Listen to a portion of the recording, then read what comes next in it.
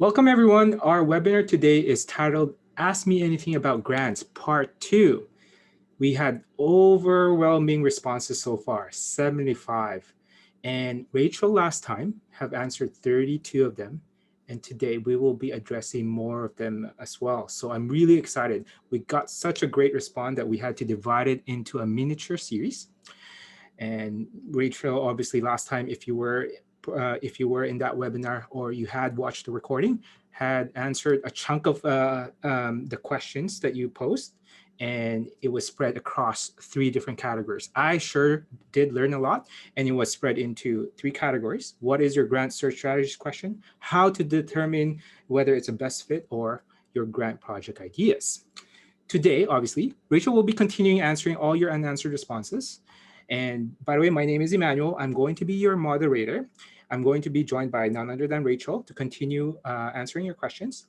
But before we begin, I would like to address a couple of things. Housekeeping items. Number 1, lines are muted so that there won't be any interruptions. Everyone is excited to hear about what Rachel has to address, how Rachel will be addressing your questions. Number 2, question and answer widget. So that is perhaps you have a follow-up questions with your grant questions. We do address those. So make sure to take advantage of that. If you have follow-up questions that has not been addressed, there is a widget button that you can go to. And lastly, resources. So Lucidea always record their webinars. So you can just go to our lucidea.com/Argus resources. You can check out the part 1 of this Ask Me Anything About Grants webinar. So I would like to also share the history of our organization in the community and why we're doing this. So at Lucidea, we have been working with museums, archives, and library and other information professionals to provide better access and visibility to their collections, right? So we focus on bringing you the best solutions from around the world, and we are comprised of series of trusted products you may have already heard of if you're already in the industry, and these products have joined Lucidea over the last 30 years. So these brands include on the screen Argus, Sydney, Imagic, Archivera, Eloquent, and QuadraStar. So not only do we provide software solution, we also actually collaborate with experts in the industry to share with the community the best practices today and some practical tips you can use right now. So our expert grant advisor today is Rachael Cristine Woody. So just to tell you a little bit more about her, Rachel is the owner of Rachael Cristine Consulting. She provides services to museums, libraries, and archives. She also specializes in museum collections management systems, digitization technology, digital project management, and digital usership. During her course of her career, she has successfully launched multiple digital projects that includes advanced digitization technology, collaborative portals, and the migration of collection information into the collection management system.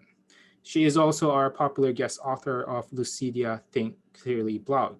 Obviously, she really knows what she's doing. She has, and her resume backs that up. I'm sure you're all excited to hear Rachel's answers to all your grants questions. So I will not keep you long. Everyone, I would like to introduce you Rachael Cristine Woody. She will be continuing our Ask Me About Anything grants, any of your grants question, part 2. Rachel, please welcome Rachel. Okay, thank you so much, Emmanuel, for that welcome. And thank you to Lucidea for hosting us. And thanks to you for joining us today to talk even more about grants. Before we get started, I do want to give a little disclaimer. Every organization is different. And so all of the answers I give to provide more specifics, it would be like, it depends on your situation, it depends on your collection, intended output, etc. So my answers are going to focus on best practices and strategies that you can apply towards your work. And as Emmanuel mentioned, we do have part 1 already recorded and is available on demand. Lucidea is hosting it at lucidea.com/video/museum expert ask me anything about grants, which I'm sure Lucidea will help provide a easier link for you if you need it. But that's where you can check out the previous recording, and this one is as soon as we put it up on demand. So this is Ask Me Anything About Grants Part 2. And we are going to answer your questions on grant search strategies, how to determine what grants are the best fit for you, and your grant project idea questions. So focusing on this first one, grant search strategies, and this one we got some great questions today. Starting at a foundational level, we're working with the best places to find X type of grant. And so I got so many of these that were fairly similar, I thought I'd just go ahead and address these all within one answer. So if you're looking for a national/federal grant, and what I mean by that is national is that it funds any sort of state or province, and federal meaning it's coming from federal money, so from either the US or Canadian government.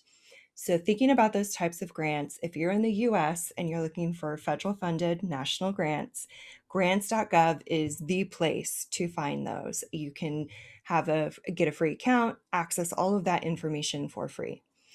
Also, we have Lucidea's new grants directory where we have put for US and Canada all of the national and federal grants available between the two countries. So while you can find some of those federal grants in grants.gov, for example, you can find both private and municipal funded grants at the national level in the Lucidea directory. We also got some questions on foundation funding. And so foundation funding is typically like if it's a corporate funding, private family funding, donor funding, et cetera. Those are typically put into foundations. And the go-to subscription, at least in the States, is candid.org. And Candid is a new formation. I think it was a combination of GuideStar and something else I'm blanking on, but they've merged to form candid.org. There is some free information you can access, but they operate based off of a subscription model. So if you are part of a larger organization, you likely already have a subscription. But if you don't, we did include foundation funding in Lucidea's grant directory. For the moment, it's just at that national level, but we are hoping to add some more regional and more granular levels in the directory soon. Now, if you're looking for state funding, in the States at least, we have things called the State Historic Preservation Office, commonly called SHPO for its acronym. And of course, to access those are free, and you'll likely have to, depending on the state, they're all called different types of things. But if you search for State Historic Preservation Office and your state, you'll be able to find their web presence. Those are free, as well as any sort of regional association, whether it's like Nonprofit Association of Oregon or Northwest Archivists, Society of American Archivists. Sometimes our professional organizations will also spread news of grants that are more local. And then last but not least, the small and more local grants. Like the go-to source I would check out is Nonprofit Association of Insert Your State Here. They do a great job not only gathering state level grants, but also any sort of local to you grants broken out usually by county. And then checking out the city and county websites. Again, these are free access areas on the internet. And for each of the city/county that you're in, they have state funding that they can then distribute in the form of grants to organizations within their jurisdiction. So that is a very large answer to where can you find this type of grant? Now, I did get the interesting question about where do I find international grants? And I do want to say they exist, but they're harder to award due to the financial oversight laws and logistics that would be involved.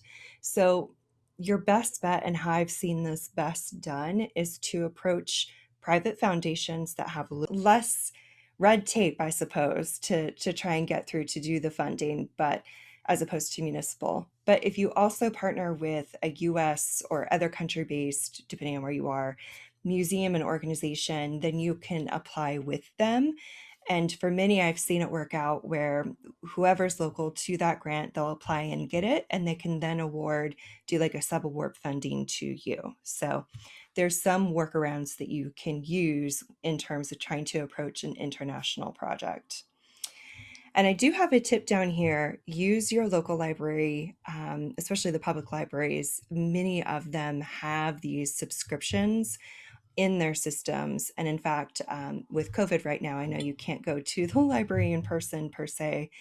Many of these subscriptions can be accessed via your library online. So it is worth checking out before you spend money on any of the subscriptions. Also, ask your peer network and check in to see who's getting what grants or what grants they might recommend for your project. And especially so if you're looking for local and regional grants, because the people who are also in your region may have a good idea of where you should be looking.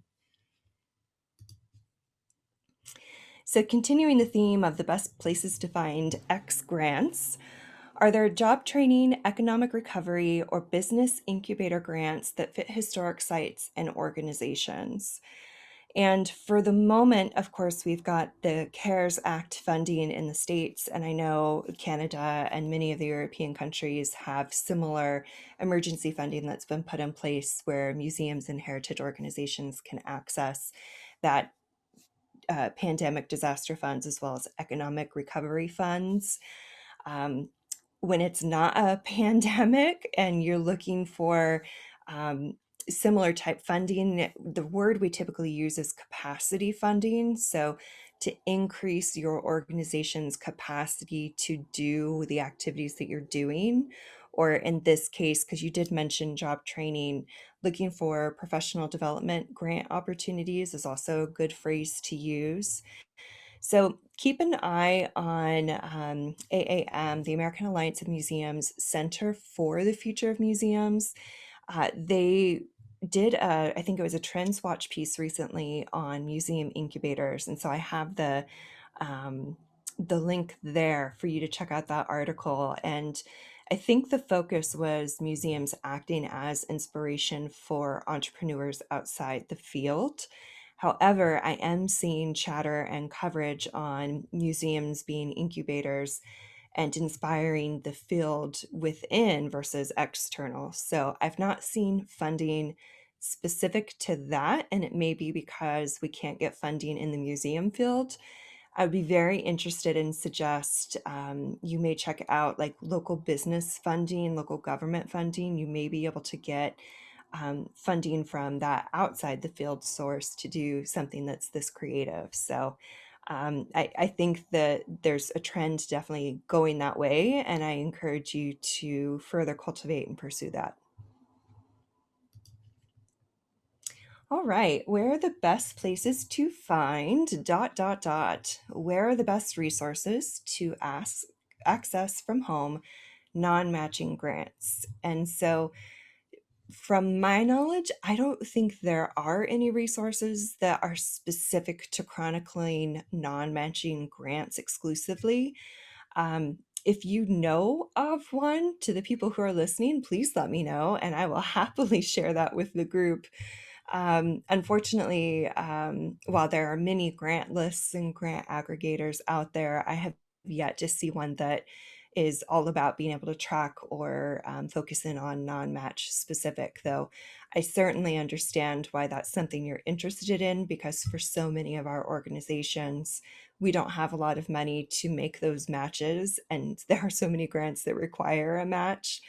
So there's certainly a need, and I haven't seen anybody meet that need yet. So stay tuned. And if you know of one, let me know, please. Next question, where are the best places to find print-only resources? So this is definitely a good question. I have received this question before in the course of my work. And so, for the most part, the print only opportunities are typically at the local slash private level. So, private family giving, private foundations, very localized and specific to like your town or county. And so, the best bet to find those print only opportunities is typically through some sort of local grant directory, either from like a nonprofit association and your public library. Like, seriously, everything ends up at the public library. So it is worth calling and seeing what grant resources and directories they have available, because that's probably where you're going to find it. And if they don't have it, they're librarians. So I'm sure they will find something that they can then point you to.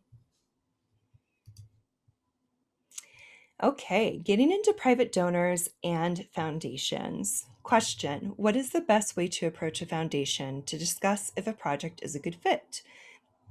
Many foundations discourage contact, which is true because, as you can imagine, especially the very popular foundations, they get inundated with uninvited opportunities for funding or requests for funding.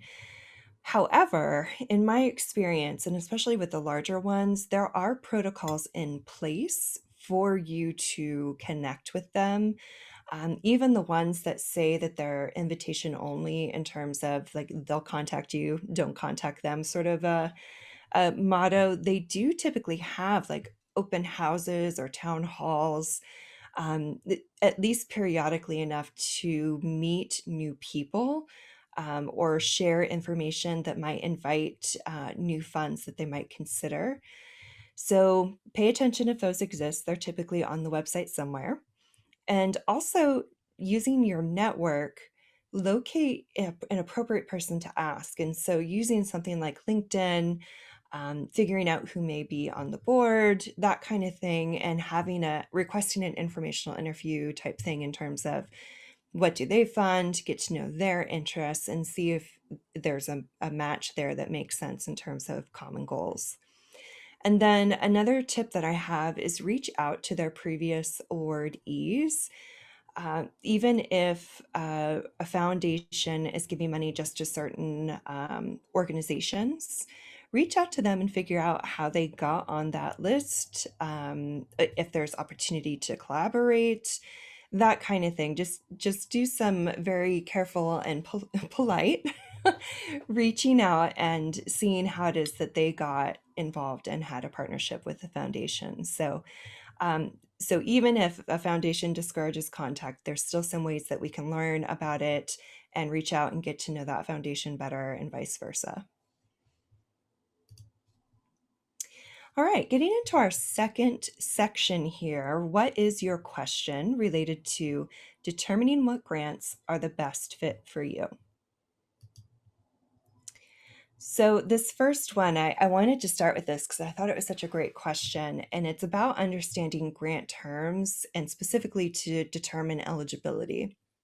And so the specific question was, are there subtle code word phrases, euphemisms I need to know? And I love this question because there is a lexicon to any grant opportunity that you're looking at. A lexicon, in case that's an esoteric word for you, basically means like, what is the language that that funding agency is using? What are the terms that they're using over and over again to describe the work that they're doing?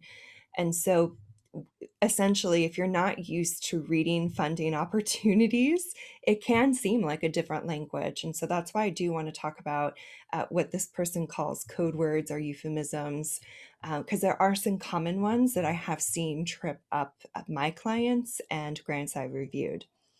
So, first one, watch the match. So, if a grant opportunity is requiring a match, they're going to require an in kind match, a cash match, cash already in hand, a match and cash at the end of the grant has to be raised. So, there can be one or all of these involved in your funding opportunity. I mean, I've seen so many different combinations. And so understanding first, what is it that they mean by a match? Does it have to be cash? Can it be in kind? Which is usually like if you're a staff member, your time or like technology you already have on site.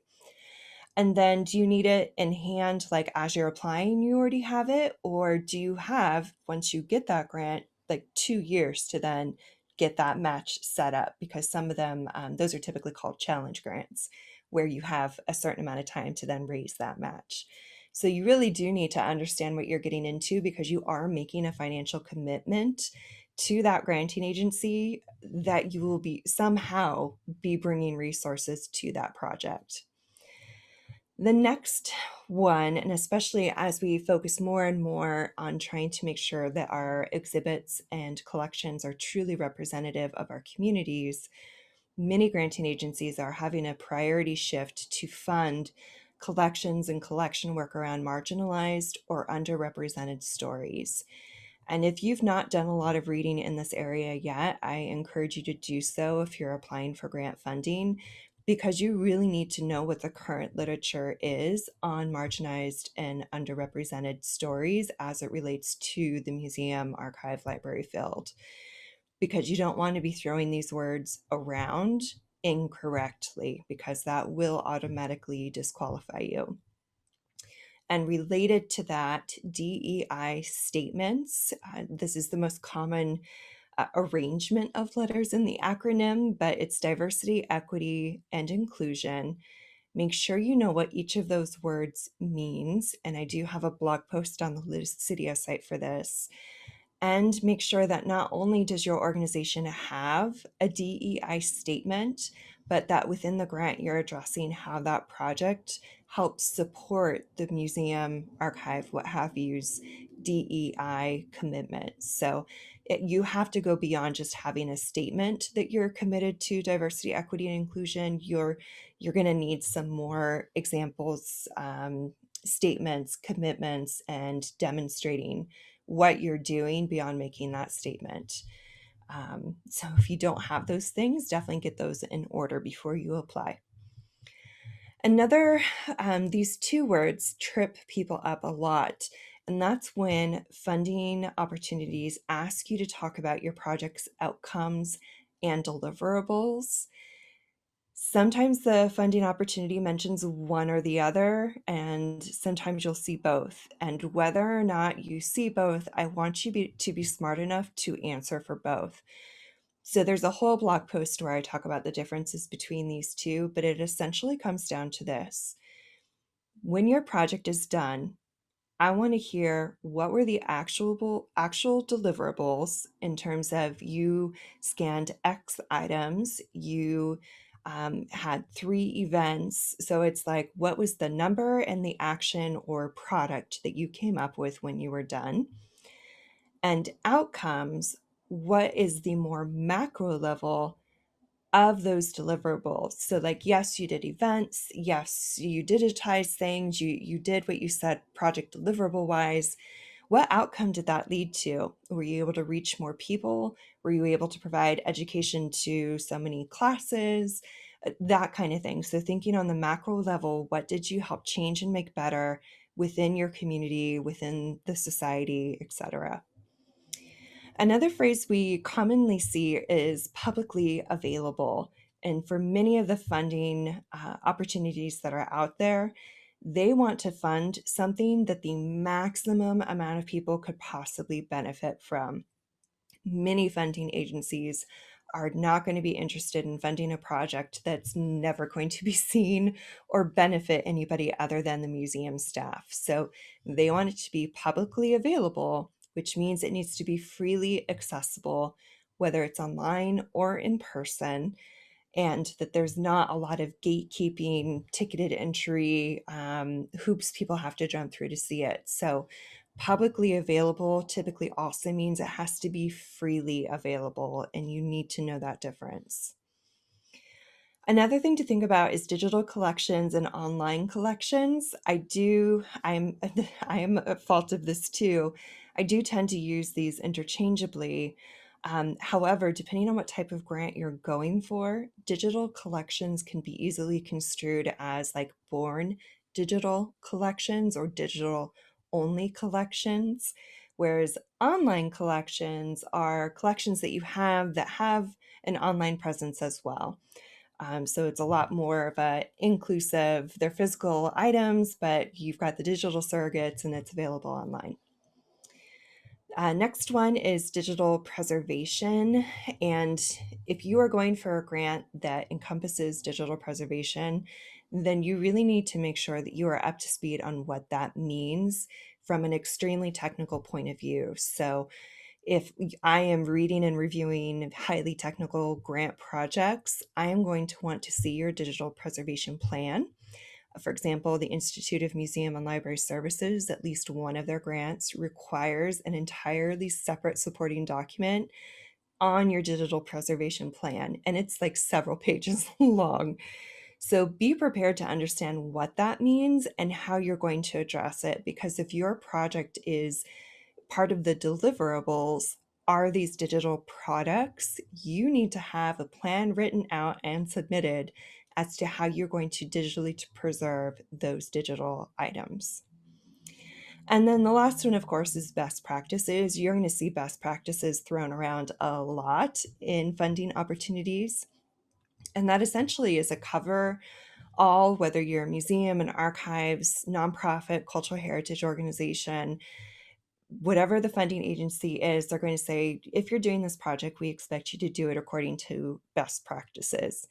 They will keep it general. It's for you to tell them which best practices you are following. So, especially when you're going for a little bit more specialty grants for museums or archives specifically, you need to list which best practices you're following, as opposed to just, oh, of course, we're going to, do it according to best practice. It's a bit meaningless unless you tell me which best practices, name them, that you are following. Okay, now we're going to get into suitability and eligibility. And we did touch on this briefly in part one in terms of like what the difference between those two were. Suitability is if the funding opportunity is suitable for your project purpose, so it's a bit more project specific. Whereas eligibility is, are you even eligible to consider that fund? So if it's a fund for museums that have publicly available physical exhibits and you're not a museum or you're not doing public or physical exhibits, then you're not eligible. So with that in mind, first question, how do you determine if a project should be grant funded or built into your budget? So, a project is something that's short term. It's going to be defined. There's going to be an end point where you're done, and like the product or whatever it is has come about. And so, it's an activity that is done in service of a mission and in one and done. Whereas common activities, sort of versus projects, or projects that are done year in, year out, those that are consistently done and required for supporting mission and meeting your job requirements, those are ones that should be on budget. So project is short term, end point specific, whereas something that should be on budget is common activities, ones that are repeated. There's no particular endpoint. So projects with the short term can be grant funded, and those are the easiest things to get grant funding for. Whereas activities that are ones that are done regardless of whether you have a grant or not, and those are the ones that should be on budget, those are harder to get grants for. Now, I wrote that there are some exceptions. So if you can frame those activities in a way that's appealing for funders, sometimes you can get funding for them. And the way I've seen this best done is that if the activities are new, or if you're improving upon them, or there's a reason why you need some extra cash to like get them going or improve upon them, then sometimes you can get grant funding. Otherwise, the grant reviewers are going to wonder, what is it that's special about those activities that they should provide funding for? They're also going to be concerned that even if they did give you funding for that year, what happens the next year? So that there's a couple reasons as to whether it's sort of frowned upon to ask for money for those continuous activities. And it is harder to get funding, though not impossible. Next question, how do you know when it's better to go for a national, local, or industry specific grant? And so this is where I invite you to think about, what is your and your organization's grant track record? What's the history of success, if any? If you're a large institution and you've had a history of successful grants, then going for a large national grant is probably a good way for you to go. You've had experience doing smaller grants, you've got a proven track record, you have a large project budget that means that you need to ask for more money. All of those things to me would indicate that you'd be a good fit for a larger grant.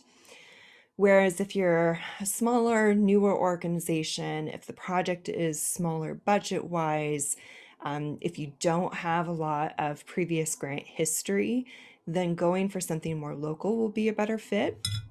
Now, as to whether or not it should be industry specific, that will depend on what the outcome is. So what type of work will be done, who will benefit most, because if it is like in service of more general like cultural heritage and helping to provide service to your community or programming to your community, then you could go get a museum grant, but you also might go for and maybe have better luck getting a more local community grant. So a little bit more general, but something that would support like a heritage program.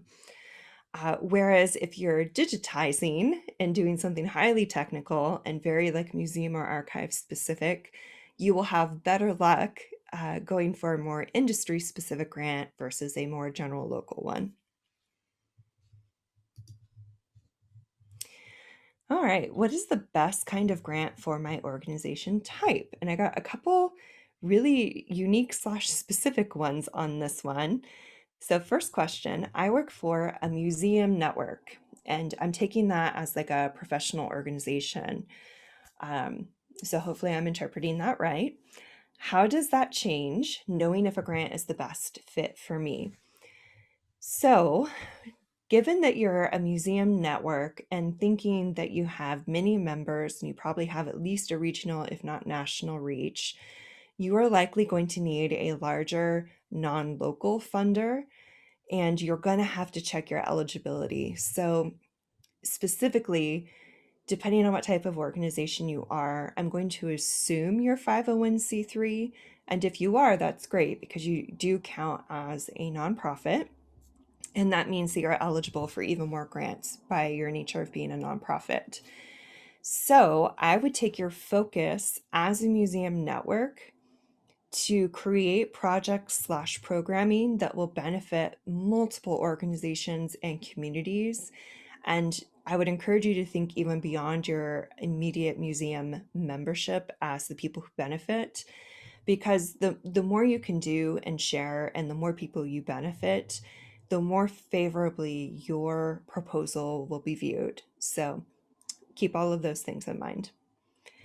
Next question, and that is sort of a two-parter. I'm converting my 44-year-old private practice to a regional preservation center. What grants have the 13 existing RAPs used? And then I think related to that, how to fund planning to build and develop needed climate change, or not climate change, slip, needed climate controlled storage, adjoining a new RAP with a digitization service. So for both of these, given the nature of the work that you're doing, first of all, for the previous 13 existing RAPs, ask them how they did it, because they shouldn't be getting the same funding still. This hopefully wouldn't be like a conflict of interest for them to share that information with you. So first ask them how they did it, because clearly they were able to do it successfully. Next, go to, so SHPO, so your State Historic Preservation Office, I think would probably be another really good one, especially to ask with their funding and the funding that they may know about. Also, the National Park Service tends to have focus on preservation. Depending on what preservation services you specialize in, you might be able to find an appropriate grant there.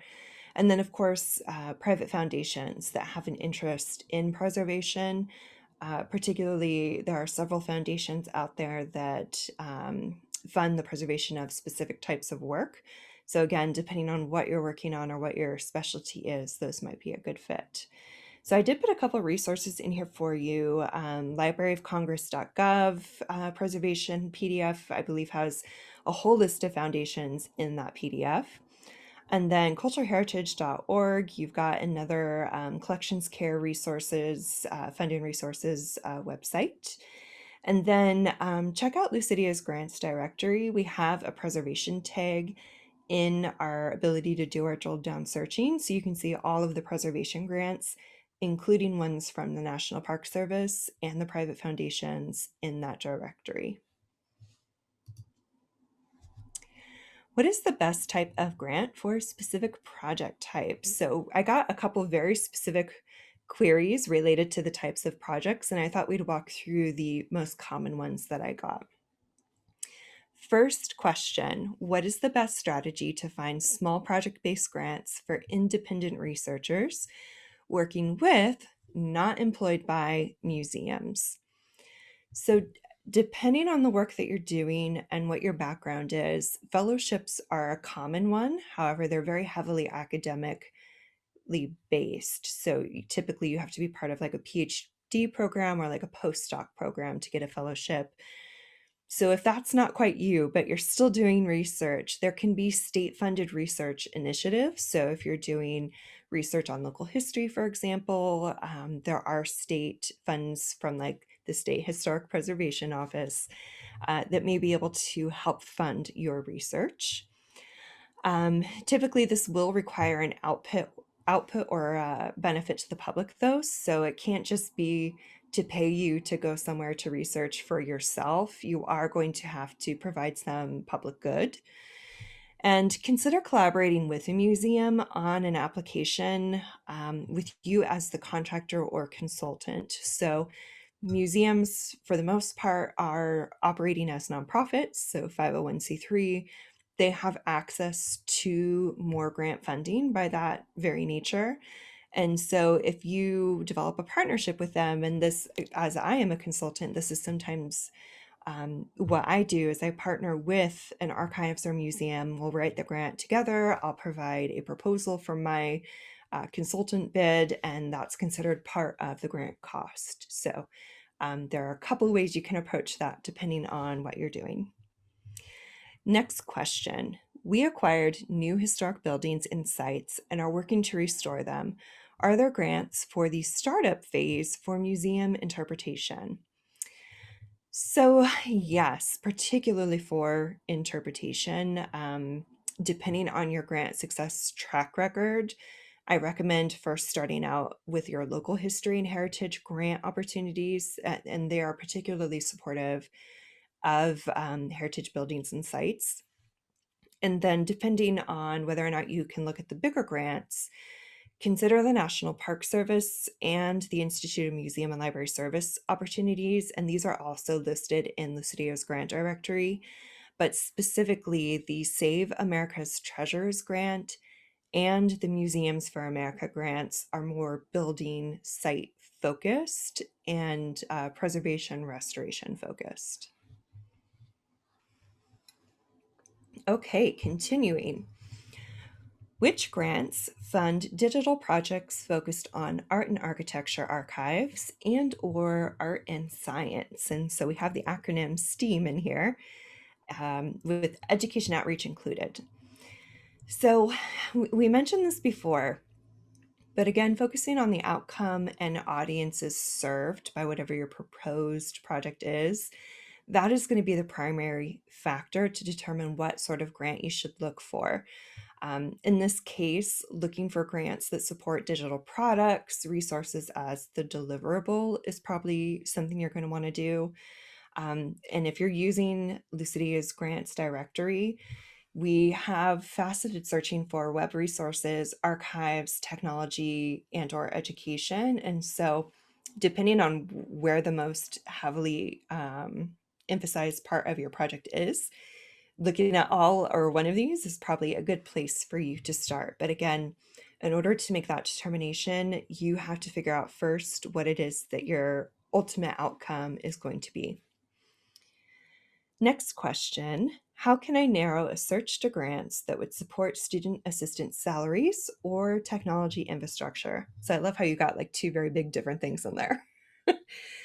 So specific to the technology one, similar to the question above, there's in Lucidea's grants directory, you can do a faceted search just on technology or web resources. There are several museum/archive specific grants out there that do focus on technological tools, products, etc.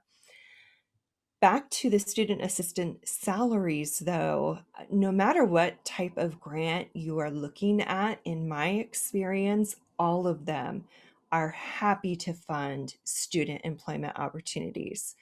So whether that is paying them an hourly rate as an employee, whether that's paying for their work study, whether that's paying for a stipend or an honorarium, no matter how you structure paying and compensating your student employees, I have yet to see a grant that did not view that favorably. So I don't think you're going to have too much problem there, which is a good thing. Continuing on, what are the best resources for finding grants to support archival preservation and collection processing? So using the grants directory, we can look at preservation and archives to give you some options. The most common ones are going to be CLEAR, NEH, IMLS, and MPS at that national level. I am going to warn you though, it's going to be a lot easier to find preservation grants or grants focused on preserving a collection than there are going to be for processing. If you think creatively about processing, which does have preservation, but also has a making it available for access component, I recommend that you flip your focus, which is hard for us to do as professionals, but I need you to focus on that outcome and who you're benefiting from that project, because that's what the granting agencies care about. They don't care about processing, they care about what processing leads to. So don't get hung up on trying to find funding to process a collection. Instead, you need to pivot and find funding to preserve and make a collection accessible, which means processing, but that's not how you're going to find the grant. Okay, next question. What about grants for anniversary related projects? I am actually really surprised at how many national grants out there for both the US and Canada there are for local anniversaries and like state nationwide anniversaries. So check out your state historic preservation offices or provincial level preservation offices, and also check out, I know National Park Service, and I think also the National Endowment for the Humanities have both had major anniversaries they've focused on where while the grant call is open to everybody for doing X type of project, they've actually set aside and prioritized part of that funding for a specific anniversary. Next question. Sources for grants to historic sites for public-facing staff, exhibits, programs, and online web/virtual programs. So, like everything else we haven't quite talked about yet is included in this one. But really what this comes down to is web resources, exhibitions, public programming. So check out Lucidea's grant directory for the national level, municipal and private foundation grants, but also check out your local heritage, local history and community grants, because depending on how big your project is and the audience you're serving, you'll also find some good ones at the local level. Okay, question. What grants are available for small history site staff and operating expenses like insurance security? So, because these are things that exist all the time and not like that project time frame, right? It should be on the budget as a regular expense. However, if you're smaller and you're just starting out, it is hard to get those things on budget. And so this is where you're looking for that capacity word. You want to financially increase your organization's capacity to fund those necessary items. So that's the word that you need to think about. And for more resources on things like that, checking out the local nonprofit association of whatever your state is, they have a bunch of resources for you in terms of finding access or good deals to things like insurance and security, to grant funds or donors you can work with to get that type of money. Question, are there educational programs and going virtual technology service grants, so video editing, graphics, etc.? And yes, definitely. Using the Lucidea grants directory, using technology and education as part of your drill down search.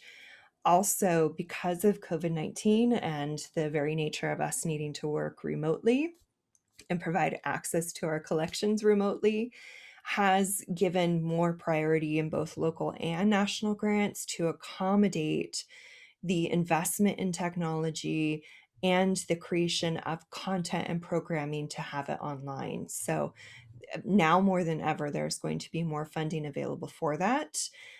You just need to know where to look, and you need to decide what it is that you're producing and who you're serving.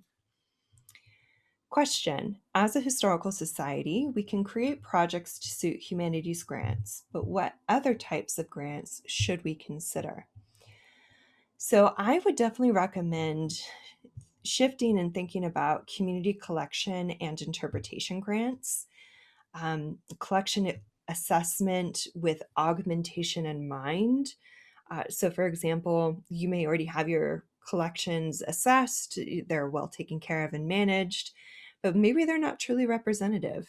And in fact, I'm probably like 99% sure that none of them are representative of your whole community. So, assessment with augmentation in mind, more inclusive collections. Also, thinking about collection digitization. I have yet to meet an archives or museum where 100% of their collections are online. So, what are your collections known for? What subjects can you provide insight to? Um, where are there opportunities where you could provide content, education, inspiration, something to engage with that you don't already have? So this is a great place to get creative and do some brainstorming. All right, we are at our third and final section today, and this one is focused on what is your grant project ideas question. So, focusing on the details first, two questions I got. Do grants generally require a very specific, semi specific, or general area of expected use? And then, related, how specific should you be with grant project ideas? Which I love that you're asking. That's a good instinct. So, to answer both of them, grant reviewers will want some very specific answers. And when it comes to what the project will look like, especially with expected use of funds, they're going to want to know, you asked for $500 for equipment. What equipment are you buying? They may even appreciate, which I usually include, like an Amazon shopping link so they can go look at the scanner you want to buy. So the more specific you are, the easier it is for the grant reviewer to be like, okay, like undeniably, they have done their homework. These costs are based on real things. I can see that they can finish this project because they've got all these details. So as much as you can, adhering to word count limits, etc. Provide as much detail as you can. And then I even say this can be difficult when there are stringent word or character limits. So it is a balance in terms of like trying to get the most detail across in the most succinct way possible. And then I do want to point out, we've talked about the grants database several times already, but in conjunction with the grants database, we also created a grant workbook and templates. And so you can get a sense for how I convey project detail, both in narrative format and in like project, Gantt chart format. So go check out and go grab the workbook and templates. It's free. It's on Lucidea's website. And you can see like actual project examples, how I've provided this detail.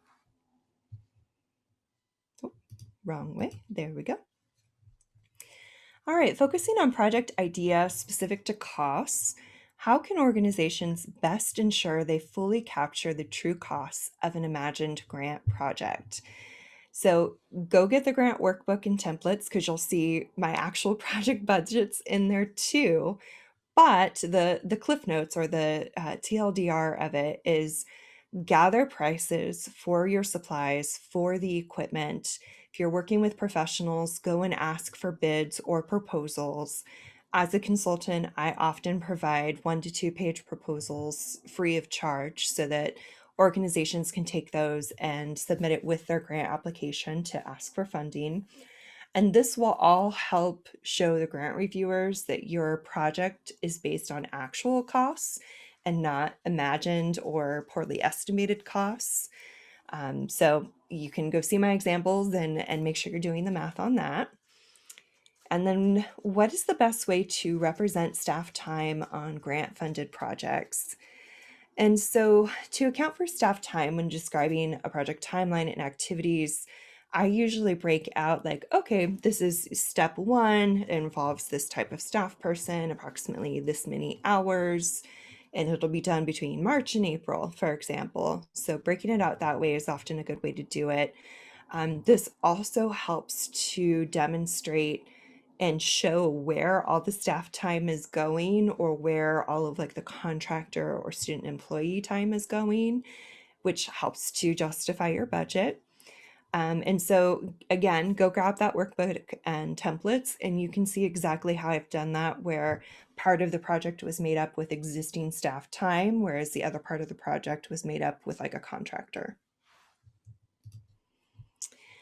Focused on project ideas and specific to appeal, question: how much operational and or indirect costs are feasible for something like a programming grant?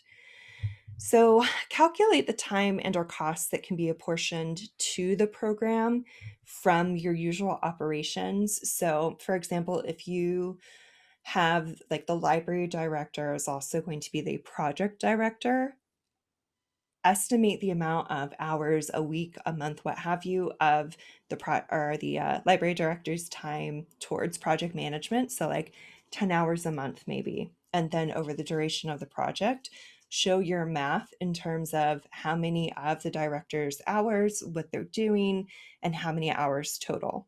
So that helps show that cost. If the grant won't cover those costs, they might consider it an in-kind match. So it can sometimes be difficult to find grants that will fund part of like the library director's salary. However, you could use the 10 hours a month of the library director's salary towards your in-kind match.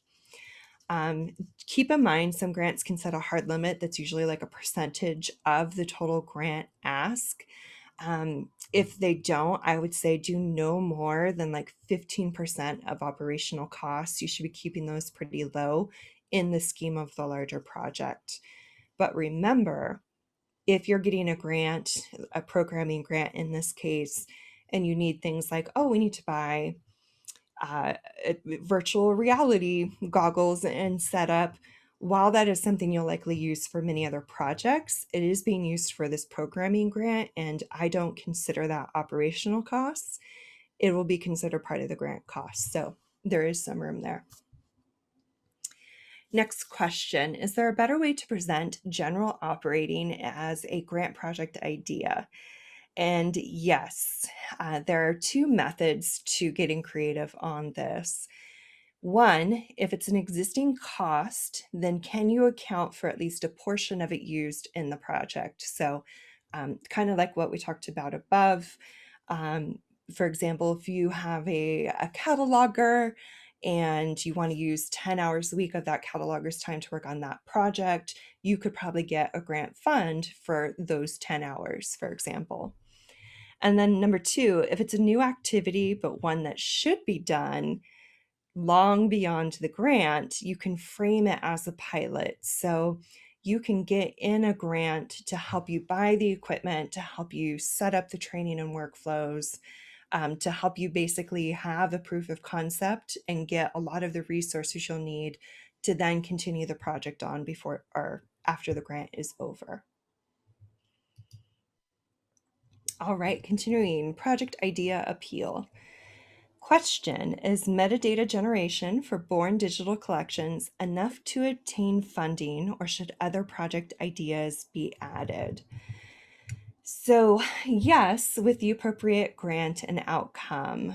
For example, you'll need a grant that supports funding digital collection work, and likely you're going to need that outcome piece framed as expanding collection discovery and access. So remember when I talked about you thinking about processing differently, it's not about processing the collection, it's about making it available. That's what the granting agencies care about. So it can't just be asking funding for metadata's sake. it has to be based on those outcomes. And so a possible grant for this very specific one is the NEH Preservation and Access Division. So go check out that one as an example. And then this next one asks for a successful joint application with a Friends of the Library / library staff. So one of my clients is Astoria Public Library, City Public Library. They have a Friends of Astoria Library Foundation, which is the 501c3 committee of members who help do fundraising to help fund programs or projects that otherwise couldn't happen at the library based on their city budget. And because they have a friends group, that friends group, as a 501c3, is eligible for all of those other grant funding opportunities that are only for nonprofits versus city public library. However, there is a challenge there in terms of you've got library staff, and then you've also got a volunteer board with the Friends of the Library groups. So you need to be very clear on who's doing what sort of information needs to go where, communication channels, who's responsible for what. So getting those all hammered out ahead of time will be very helpful, and deciding who's going to run the project. And sometimes in order for it to flow more smoothly, you might need to bring in a consultant or contractor to help do some of that project leading and facilitate communications, etc. So a couple strategies, hopefully that helped. Project idea, award amount. Question: should I accept a grant if the amount offered is less than what I budgeted for? If yes, how to rectify the difference? So it depends. If it's a large difference and you don't have any sort of contingency plans, you don't have access to donor funding, then it doesn't look good. Essentially, you have to make the decision on if you can still produce even close to the outcome you were supposed to with a reduced award amount. Because if you can't produce that outcome or even something close by scaling down, then it's probably not going to be successful. However, if it's not a huge difference, and or if you have access to other funding, then yes, scale down the scope appropriately so that you can deliver on what you said you're going to deliver. And then also make sure you have that funding in place to help take over where the grant funding leaves off. So yeah, either way, make sure you scale your project scope, your deliverables, and your outcomes accordingly. All right, and those were the questions for part 2. I'm going to go over some resources real quick, and then we'll get to a save the date for part 3. So I mentioned a lot of resources. One of them is a Survivor's Guide to Museum Grant Writing. You can go get the free ebook if you'd like. We have a full webinar suite, as Emmanuel said. Lucidea records all of the webinars, so I actually have some more grant-specific ones you can go check out. We mentioned a lot the Lucidea Grants Directory. If you've not used it yet, go check it out and bookmark it. And then go and get that grants workbook and templates. There are 4 project templates where you can plug and play your own organization information. So go and get that free resource. There are many blog posts that I've done for Lucidea over the last few years, many of them focused on grants. I won't read the whole list for you, but as you can see, we talk about hurdles, how to do a bulletproof proposal. We talk about eligibility and suitability, mastering the lexicon, which is probably when you want to go check out roadblocks, those types of things. So if you are looking for more grant information, tips and tricks, that's where they are. For my own resources from my own business, I have grant services. I've done some grant courses, including a free mini course. And then I have a couple other grant webinars I've done for my business on my YouTube channel. And then here's the beautiful book, A Survivor's Guide to Museum Grant Writing. If you're a hard copy book person, you can go get it on Amazon. Otherwise, Lucidea Press has been kind enough to offer free e-copies for whoever needs it. So you can go get a grant writing book. And then part 3, as we promised, it's scheduled for April 1st at 11 a.m. Pacific, 2 p.m. Eastern. If you haven't already submitted questions, I recommend you do it now because we're already filling up. As you saw, we've gone through a lot of questions already, but we already have a list full. So get your questions in early because I would love to answer them. And you can go check out the registration link once it goes live on lucidea.com/events. And now I will hand it back over to Emmanuel. Thank you so much, Rachel, for your generous time of answering all these questions. And thank you all who have submitted those questions in advance. We really enjoyed reading them and addressing them. A well thought out questions deserve a well thought out response, I think. So some of the questions were very specific, and I love it. So, and just to remind everyone, April 1st, 2021, at 11 a.m. Book that time and date right now, so that you're gonna get as much out of this as well during the live webinar. And if you have any questions about us or our product or what we do, our contact information is here. You can call us, or you can send us an email, whichever you prefer, or send us a contact us form as well. That's fine. And thanks again, Rachel, and thanks everyone for joining in. And and for those people who submitted questions, if you do have follow up, let us know as well. Submit that question soon. All right, and we'll see you in part 3 of this Ask Me Anything About Grants. Take care and bye for now.